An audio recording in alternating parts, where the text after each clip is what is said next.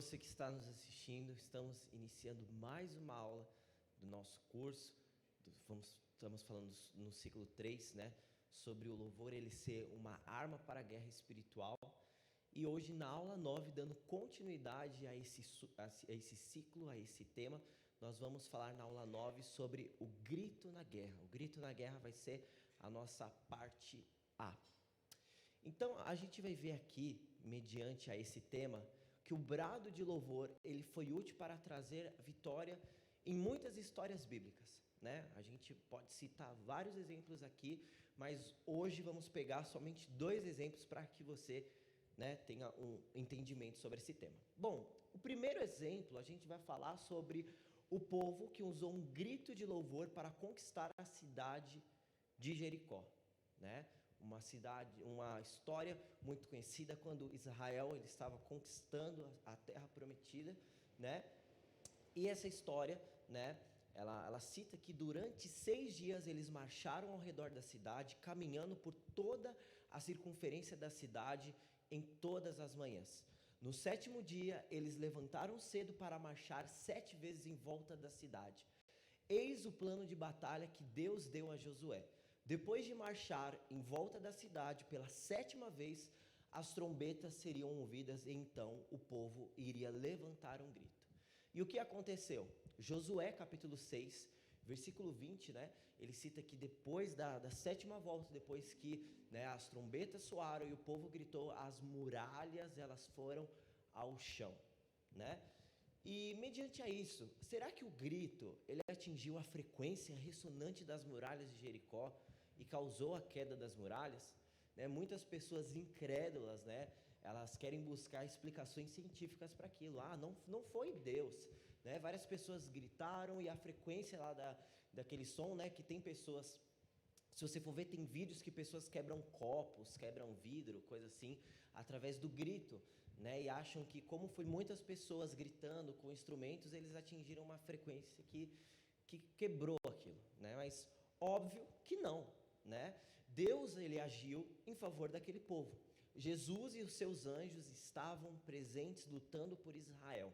E Israel fez a sua parte, oferecendo obedientemente um grande grito de louvor. E então Deus fez a parte dele, garantindo a eles uma vitória sobrenatural. Então, basicamente, não tem nenhuma lógica natural, não tem nenhuma lógica científica.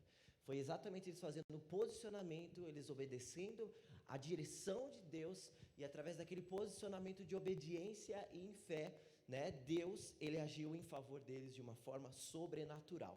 O segundo exemplo e último que nós vamos ver é também de uma outra história muito conhecida, que é sobre a história de Gideão, né? Ele tinha um exército pequeno, havia começado com 32.000 soldados, o que parecia ser muito pequeno em comparação com o exército inimigo, que o exército inimigo era de 135.000.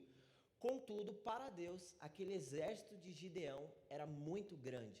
Deus reduziu para 10.000 guerreiros. Ainda assim, estava muito grande para Deus. Então Deus falou para Gideão, lá em Juízes capítulo 7, no verso 2, né? E aí Deus ele pega, ele dá toda a instrução para Gideão, né? E é o que aconteceu. Sendo assim, depois dessa instrução que Deus deu para Gideão, Deus ele diminuiu os números novamente até restarem 300 soldados.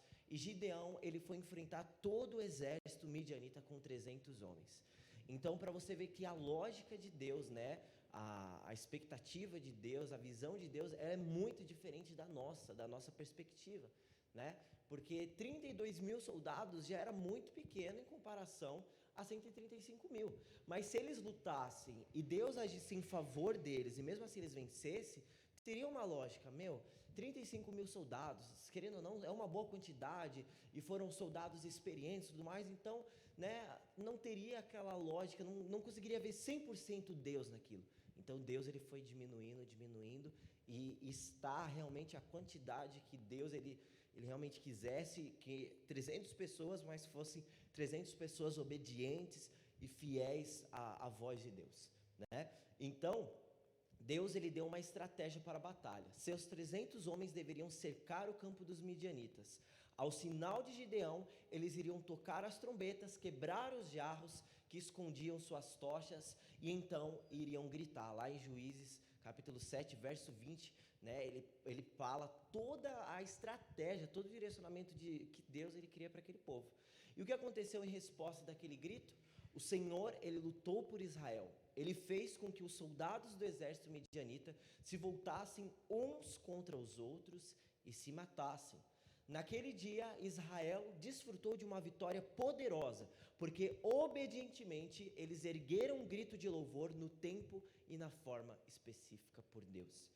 Então, algo que dá muito direcionamento sobre o grito na guerra, sobre você dar um brado de louvor. O que é um brado de louvor? É um louvor diferenciado, sabe?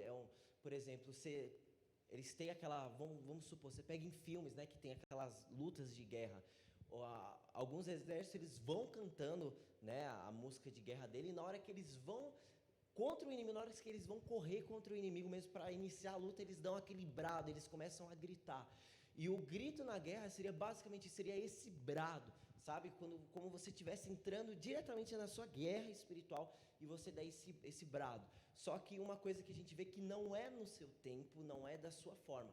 Mas é muito importante nós orarmos e pedirmos direcionamento de Deus, que através esse discernimento que vem de Deus, através da oração, através do jejum, é Ele que vai falar, olha, agora é a hora de você ir, agora é a hora de você pegar e encarar essa guerra, agora chegou o momento de você lutar, né? Foi exatamente o que eles fizeram, eles aguardaram pela ordem, pelo direcionamento de Deus.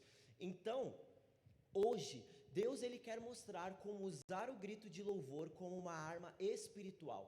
Devemos esperar pelo seu tempo e sua estratégia. Sim, devemos guerrear na intercessão. Ele é o Senhor sobre qualquer dilema. Então, para você guerrear com louvor, não é você pegar o louvor e ir, sabe, de cara contra as suas lutas, contra as suas guerras pessoais. Não sei se é algo pessoal seu, se é na sua família, se é no seu trabalho, eu não sei. Mas você não pode pegar uma arma e simplesmente, vou para cima. Não.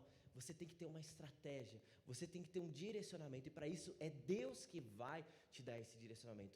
Então você interceder, você orar por esta causa, para pedir uma direção para Deus, é uma forma de você guerrear, porque você está se preparando para enfrentar aquela guerra, mas esperando um direcionamento de Deus. Então, quando nos alegramos na sua força, Ele entra na batalha. Nós louvamos, Ele luta. Conforme o Espírito dirige nossos louvores, nossa fé começa a se erguer ao nível da nossa confissão, e Deus responde à nossa fé e obediência. Então é basicamente isso que o grito na guerra ele quer trazer. É o momento que você aguarda o direcionamento de Deus para aquilo que você aprendeu na aula passada, né, as ferramentas, o louvor, né, naquela parte como Josafá, mas para isso eles tiveram que esperar. Mas para isso eles tiveram que esperar um direcionamento de Deus, para aí sim eles usarem o brado de louvor através da guerra. Então, essa aula, ela quer te trazer um direcionamento para que você saiba aguardar e esperar em Deus e esperar. Quando você espera em Deus, você tem um posicionamento de fé, porque você está passando por um momento difícil, por mais que você já tenha a solução, você acredita, você tem fé que o seu Deus, Ele sabe o momento certo de usar. E obediência, por quê? Porque você espera, e na hora que Ele falar, você obedece e faz. Então é isso que o Senhor quer trazer para hoje, nessa aula, para nós, amém? Senhor Deus Pai, nós te agradecemos, Senhor, por essa aula, Senhor. Muito obrigado, Senhor, por aquilo que o Senhor trouxe, pelo direcionamento que o Senhor trouxe, Pai. Que através disso nós saibamos, Pai, aguardar e esperar no Senhor, esperar o seu direcionamento, para que sim, nós possamos encarar, para que sim, nós possamos ter um direcionamento, Pai, que nós possamos aguardar, que o Senhor venha destampar, Pai, os nossos ouvidos, o nosso coração e os nossos olhos, para que nós possamos enxergar o sim do Senhor, para que possamos enxergar o sim, pode ir em frente, mas que também possamos enxergar o não, para que sabemos aguardar e esperar no Senhor, para que tenhamos, Pai, a certeza, para que nós venhamos, Pai, encarar as nossas guerras com o nosso brado de louvor, através da obediência e através da fé na sua sabedoria e no seu poder, e que através disso, Pai, nós venhamos guerrear e vencer, e que o teu nome venha a ser glorificado através de cada guerra e através de cada batalha que nós venhamos enfrentar, no nome do Senhor Jesus, amém. Que Deus te abençoe. Semana que vem nós vamos ter a nossa parte B e vamos finalizar a nossa aula 9. Que Deus te abençoe e até semana que vem.